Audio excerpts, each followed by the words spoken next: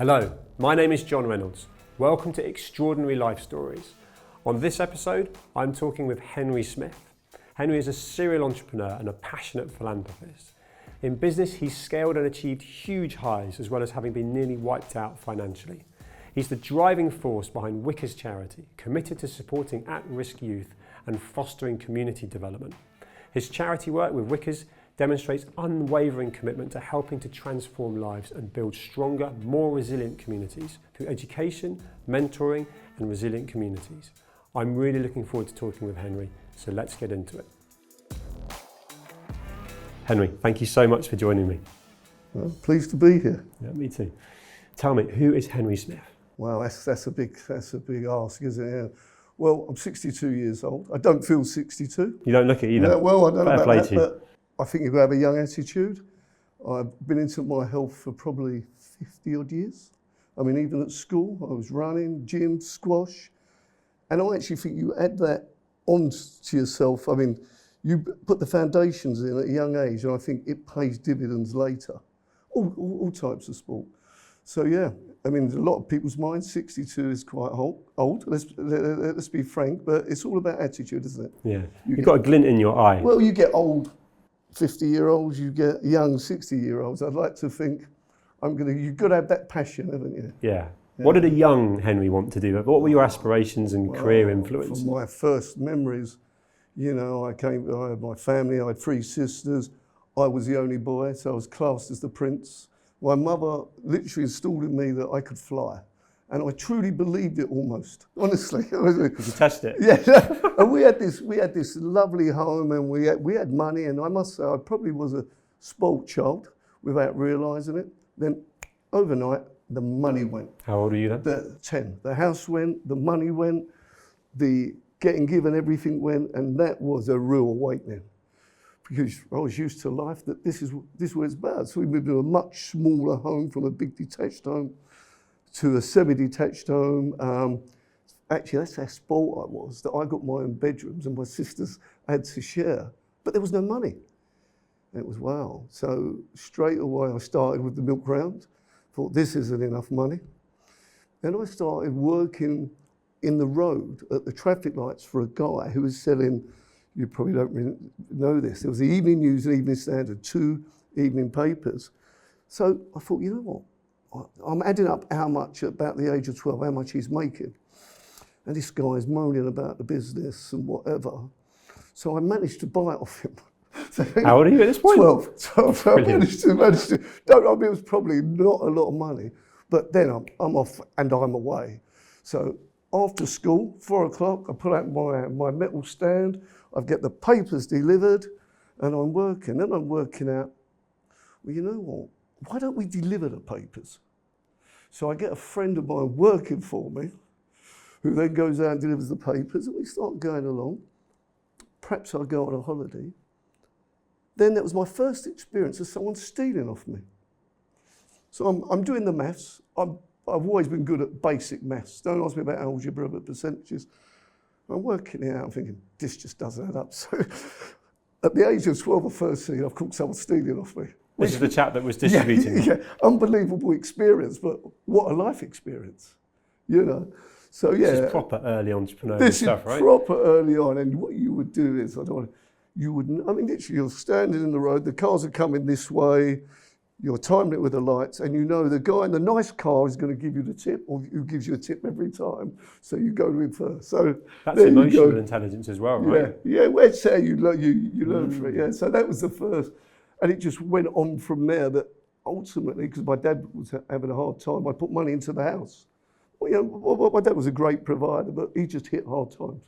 When that whole life-changing moment at 10 years old happened, did your father recover from that financially, or did you? Because it feels like you were almost forcing yourself into becoming, I've got to make money to provide for my family at such a young age. Yeah, my father wasn't very well educated, come from a rather large Irish family, and sort of, although he went on to own sort of a shop, etc., he wasn't great at reading and writing, and it's sort of, I think it's just, one of my first jobs actually was being a salesman, which when I come home, my father said, you're never going to make a success of that, which is not, in hindsight, it's not how you speak to your kid, but I think he was trying to steer me the right way. But, you're talking about 45 years ago, I was making 50 grand a year, commission only. But there you go. I was going to ask you, I couldn't imagine you being employed, but that's not, I've been commission only Yeah, many times in my life. yeah. It's not quite employment, because the whole comfort and safety blanket of employment is you've got guaranteed money, you get health benefits, and so you strike me as from 10 years old onwards, you were unemployable and you were going to be in control of your own destiny. Yeah. Am I right? Yeah, I mean, I had a stint in the Royal Marines.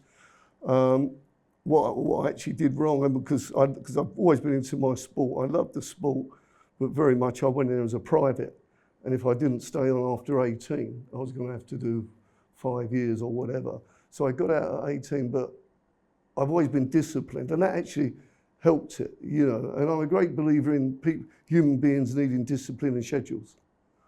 Yeah, I totally get it. And you kept that discipline of fitness all the way through your life. Yeah. Right? So it's literally what you opened up with. So did you recognise that was also, and it's sort of flipping into that successful entrepreneur, 50 grand, 45 years ago, really was successful a lot of money now. there. Yeah, no, I get it. But you've gone on to ultimately be a successful businessman all the way through. How important has been the keeping fit for the mindset? I can honestly say I think I would have had more than one breakdown. And I mean that. I've had some really, really difficult financial times where I've been that close, I think, to being bankrupt.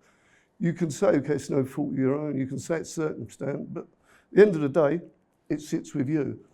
And the sport, without doubt, has saved me. What I've always and never got, why a man who is having pressure goes out and drinks. Because that to me is going to be the worst thing to do. Go out and have a run. Do you know, I could flip that or parallel that to like, what you're talking about is self-development. It's like spending time on yourself to be the best version of yourself. And what I find confusing, and I don't want to be judgmental here at all, but like the popularity of, say, Love Island, and people flock to sit and watch it and watch other people. I'm not suggesting you have, right? And nor have I. I've got two daughters, 13 and 14. But my point is that people spend time watching something they're going to learn nothing from, right? And I get the escapism and so on, but they won't spend any time or a fractional amount of time on stuff that actually could really help them and build a habit that, like you said when you first introduced yourself, right? The work you put in as a young and consistent Henry, you're flourishing from it now. You're healthy from it now. I wonder why people don't do that. I don't know, is it lack of knowledge? I mean, I think you could also... Education, possibly, yeah. You could also say someone will quite easily spend £200-300 on the top, but they won't spend £60 a month on the gym. Yeah, I get that. Yeah, that doesn't make sense to me. And that investment in yourself, actually, you were really honest, vulnerable then about the fact that no matter how successful you've been, you've taken some hard knocks. Sitting here now, what have you learnt from the failures, from the near misses, from the knocks you've had? You don't have enough time to learn. But one thing I think that's kept me in good stead, I've never ever assumed anything. For instance, you might build 100 apartments. They might complete, let's say, in December. You expect the money in January. I never count that money until it's physically in my bank. So when the recessions come around, and the properties, let's say, are not selling, they've never been in my cash flow. So therefore, I've never missed it because I've never, relied on it. And it's probably very sort of basic, but it's held me in good stead. I had a meeting today, was going over cash flow, and probably within 99% of certainty there's money coming in, but comes in September, but I won't count it. No. Bird in the hand. Yep, it really is. And what about your resilience and sitting here knowing how painful, how difficult some of those times might have been, but actually knowing that potentially sat here right now, you're a better person, you're a better businessman from it. Is that how you'd sum it up, or would you actually rather have had none of those things that happened to you? I think if you're an entrepreneur, you're never going to get it right every time. And you have to accept that. It's how you deal with it mentally. And it comes to basically, you either control your mind or your mind controls you. Now that is something, when those negative things come in, and don't get wrong, now and again I've allowed them, but you have to control your mind. You have to switch off and you have to get everything in proportion, because if not, you spiral. You think it's worse and all that sort of thing, and that's unnecessary. But you have to be strong to do it, and it's taken me a lifetime. not only that, you're ahead of the curve, because guys talking to each other now about mental health is becoming normal, right? Yeah. You more than me come from a generation where you didn't talk about it, you bottled it up. You didn't. What are your thoughts on on that, and the flip that is now such a positive, where people are talking about it and spending time on themselves? I actually think it's great, and it's something that we never experienced. You literally, I couldn't sit with you, say, in a bar, in a pub, in a club, and say, I'm really struggling. Whereas I think now that you actually can. Yeah. Even now, I have to be honest, I'm old school. I don't, I just do whatever I'm going to do. But I think it's good that the younger people do, and I think it's good that counselling, psychology is there, that you go and see someone. I mean, if I'm honest, I had a terrible temper as a young man. It wasn't healthy. I saw a counsellor, a psychologist, and it was fantastic. Did you choose to do that, or were you advised to do it? There's a reason why I ask, is that you keep fit. I needed to do it. But you chose to do it? Yeah. That's really interesting. I like that. I think it's like anything. I welcome improvement and evolving. I can see that. And even, God willing, I get to 85, I still want to learn. Because I think if you think, and at times I've come across people that they earn whatever they earn, they make some money and they think that's it. I think it's sad, really. Henry Smith will never retire. No, There's no bus pass coming in. But that's what keeps you, that's the glint in your eye. I can see that. You need stimulation. And actually there's countless examples of people that retire, particularly from a corporate job, and then they've got no growth, no stimulation, and they die on the golf course, and that's sad. When I say this to people, when they say I'm retired, to hold it, you've got to whatever age, 60 odd, you've got a wealth of knowledge. Why don't you impart it on younger people? And also have an involvement and nurture them rather than them learning what you've got till 60. Accelerate them. I love that. And do you know what? I mean, slightly paralleling this, we've been connected by your daughter Brogan, who's a rock star. She's filmed with me, and she's clearly a chip off the old block. But when she talks about it, it's glowing, right? And and that's from a father point of view, from a business point of view. There's a mentoring side to you, like just you saying that then, right? Why have all this knowledge and experience and then just go and sit on an island and sip a cocktail, right? You're in the trenches. So I've got two questions for you, actually.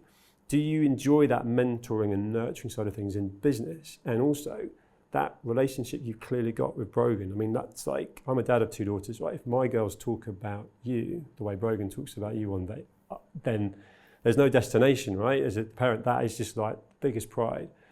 How have you managed to do that? I think, as I think we said earlier off camera, although it was perhaps unfortunate, it was fortunate for me that when I got divorced, my three girls come to live with me. And that was, for me, a learning curve. Fortunately, I could afford to have help, but it made me mum and dad. It sort of bound us together. I learned lots of things about women, which I didn't think I would know.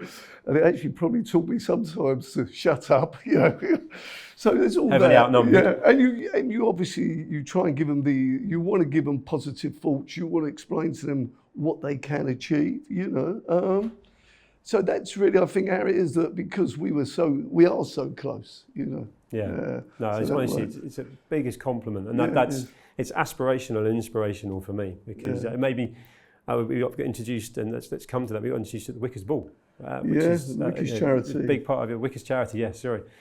The warmth and the sort of glow and the love that Brogan's got for you is just incredible. Tell me about the philanthropy side of you. There's a clear part of you that wants to give back. So you're motivated to be successful in business and so on, but you clearly want to give back, and it feels like you want to give back from a community point of view as well. Do you know, let's be honest, I can see the person you are. You've obviously been born from a good family. And I think it's not necessarily your family being wealthy, it's showing you the right way. I fortunately had that. Some people were just born where people were in poverty, or perhaps somebody's not well, or literally they're born the wrong side of the tracks. They might have an absent parent, an absent father, and they just need to be shown the way. And sometimes, bring them into a hub, explain to them that, you can make something with your life that, it's a bit like hiking. I used to do a lot of mountain climbing. I've been to the North Pole, skied the North Pole. I've climbed the tallest mountain in the South Pole. Well, I wouldn't really consider myself a mountaineer, but as with everything, it's okay. I might not be the first, but I'm going to get there. I might be the last to turn up, but trust me, I'm going to finish. And I think if you can show that to people, that probably don't think they're going to make anything of their life and say, well, look, this guy over there can do it. Let's show you how to do it. And if they pick that up, you can't do the journey, but you can just show them the way. You're also leading by example, right? And these people you're referring to, and they can be across, I mean, some of the wealthiest schools in England have got crisis of mental health because the parents are that wealthy and they might be a boarding school and they've just given the kids money, which actually money and time and no mentoring. This is what I'm coming to, mentoring or shaping or nurturing. Means they'll spend all their money on all the wrong things. So they can be just as unhappy as totally underprivileged kids that have got no guidance and no mentoring. I mean, that's clearly really important to you. Yeah.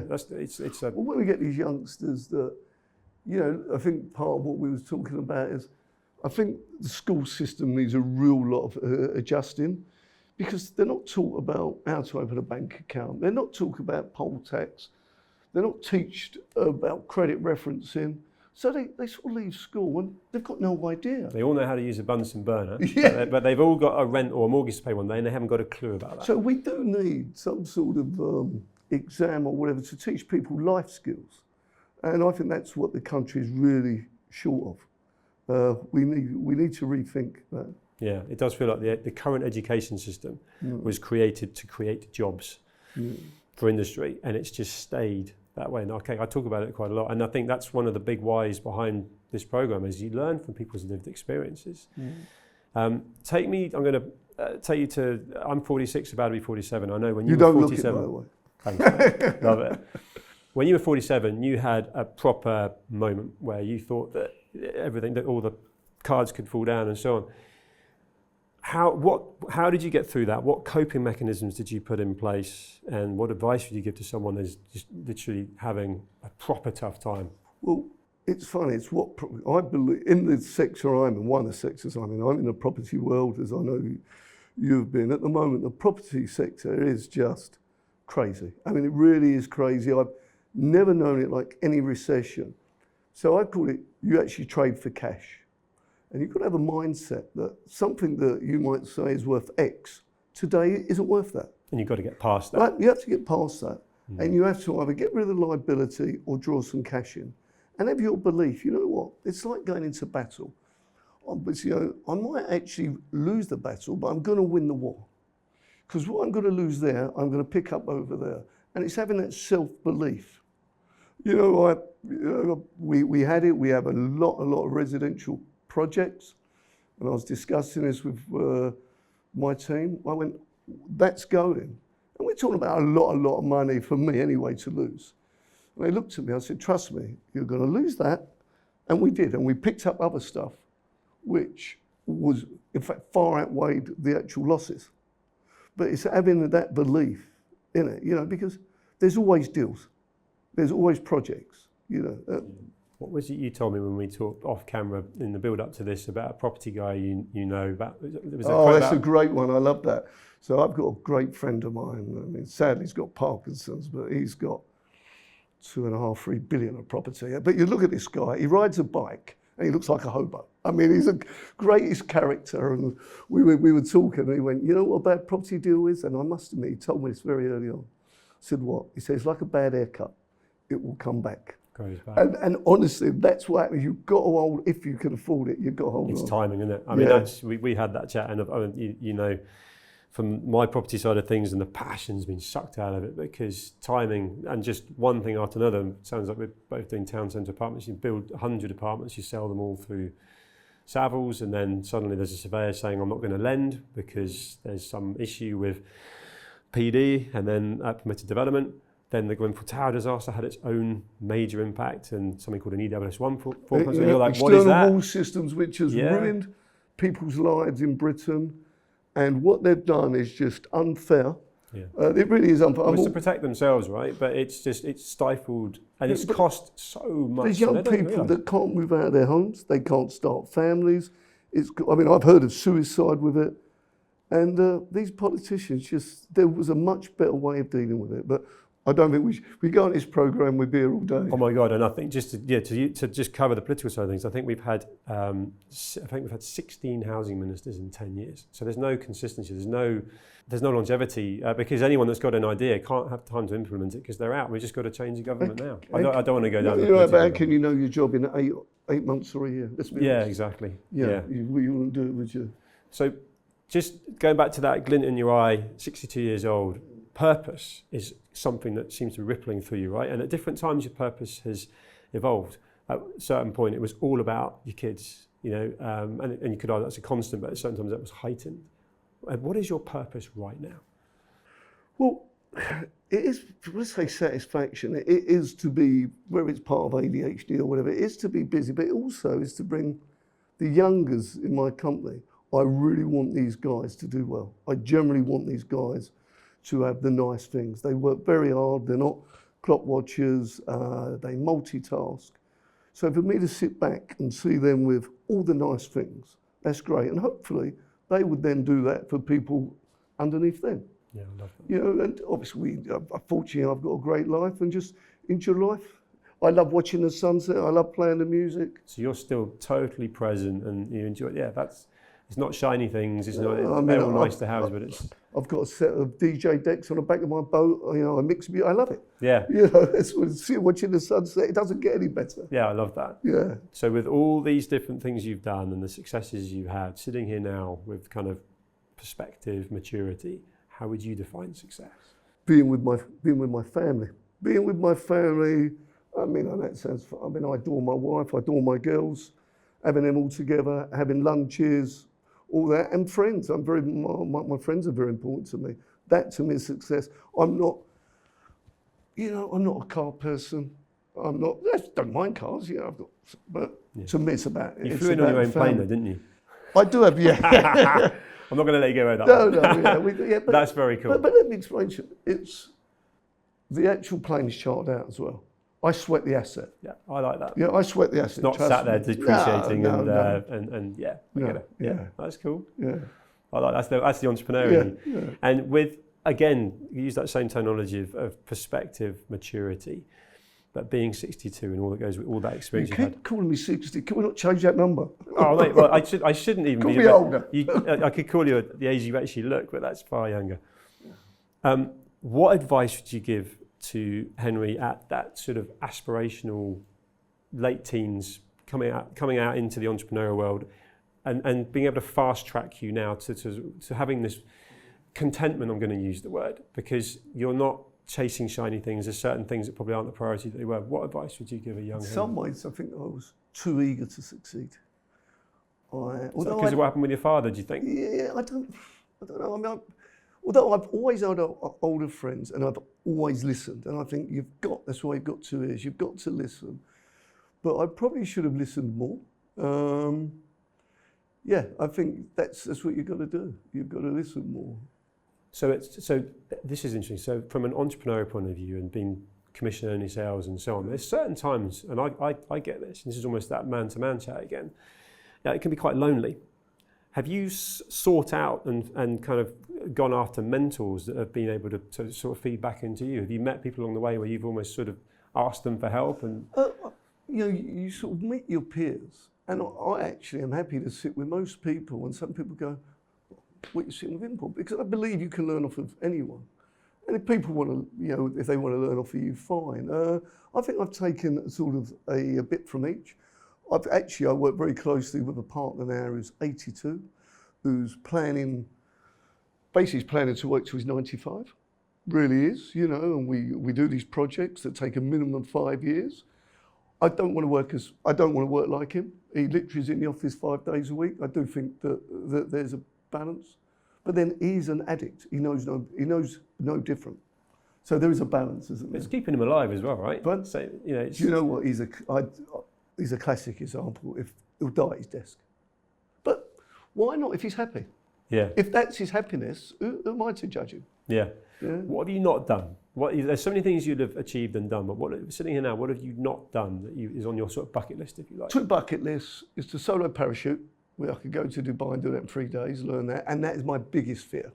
So I keep putting it off. Is that, I was just about to say. That's my biggest fear. And the other thing is to learn to kite surf, to go down the east coast of Brazil, solo.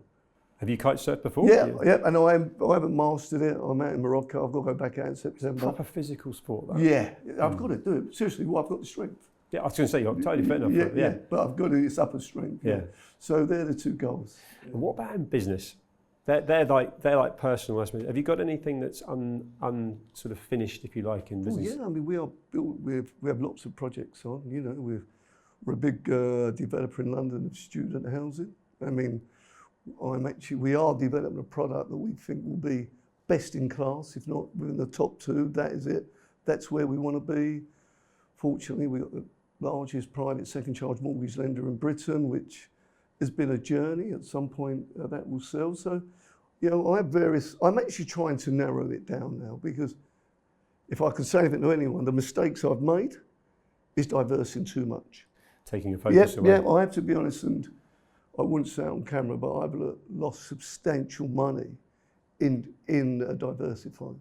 I mean, you know, eye-watering money, and I can only blame myself. Yeah, but that's part of the journey, right? It is, but it hurts. When I know, I bet. Yeah, but you have your health, that's what Yeah, I mean, I've just very recently been through a whole reset from the whole property side, and really interested in listening to you about crystallising these losses or these really big frustrations, but actually just trying to weather it, park it, and actually I wouldn't be talking to you now if these things hadn't happened, which is where I was sort of going with the questioning earlier about some of these things that are simply thoroughly unenjoyable at the time, open up other opportunities, you know? So what is it you're doing differently with property and that's sort of innovative? Because I imagine you're not just doing a cookie cutting. No, we're obviously trying to offer a development, how can I say, something iron for our students that basically is all encompassing. I mean, we're very much into, you know, is the ESG. You know, we really do. We have like a competition in our buildings that shows who's got the highest rating, which means the lowest burn of electricity.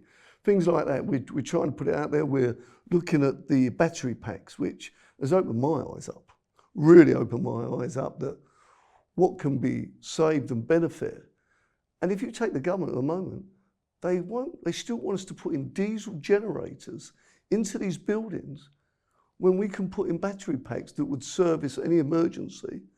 Also, you can, with these battery packs, you can feed the electric off of the off-peak tariff. You can save money. So it's a win-win for everyone. But what I was talking about before is the building safety regulator, which not many people are aware of. I mean, you had the tragedy with Grenfell. It's now come about with a double stair core. The government said, okay, you're going to have to submit these buildings over 18 metres and need approval. Well, they got a private company to do this. The private company has gone bankrupt. There are people since October which have never had approval with sites, you can imagine, over 18 metres. We have sites, GDV, over hundreds of millions of pounds, sitting there, not getting approval, whilst we are paying interest on the land and we can't start on site. Therefore, we cannot build affordable housing to give to people. There's a shortage of housing in the UK. I have down in Old Kent Road, the most beautiful 58 apartments for affordable housing for 1 and 2 years, and not one housing association has will bid for them. I mean, it's just crazy, sitting there, empty. I find that the whole planning system, the whole thing from a property planning point of view is broken. And what I mean by planning is that there's just, you know, whether it's the length of time, the lack of accountability, and the lack of working with the developers to actually understand the economic implications of no accountability, which is time. Time costs money. I mean, that's why I lost my passion. I was trying to solve a shortage of housing, providing affordable properties, and then I couldn't even sell them. I wasn't even able to get a surveyor to sign off on properties, and then the EWS1 form, the whole thing just... But look at the last government. You had Boris Johnson, he lost a local by-election, so they removed from the UK the local plan, which basically, as you know, beat the councils over the head over the 5-year supply. So all that was taken away, and they just listened to these NIMBYs. What about the young families or the parents that want their children to live near them, and yet They can't build because the village says we don't need more housing. Where does the young mother, when a mum lives in a village, where does she get the support when they say, oh, she's got to go and live in a new town? You know, a parent doesn't want their child who's had a child to live so many miles away. You want to support them. And I really hope Labour, and I do believe, and I think they've actually got it right with this grey bill, and I hope what they say is that they implement it, because it's needed, isn't it? I was just about to ask you if you could sit with the new housing minister and even Keir Starmer, the PM, and actually get him to agree to the changes that are needed. What would it be? But actually, there's a lot that reads well if it's implemented right now. It just needs to be enforced. Right? But the country needs, for instance, 30-year portable mortgages. It's not functioning even today on a 5% interest rate. I truly believe we cannot function at any more than 3.5% base rate, because obviously any lender's going to want a margin.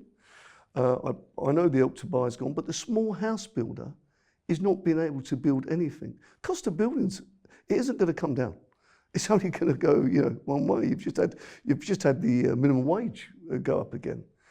So it's labour and its material costs. They've got to be creative here. Yeah. They really have. And a lot of developments, you can't afford to give 50% affordable. No, it's frustrating.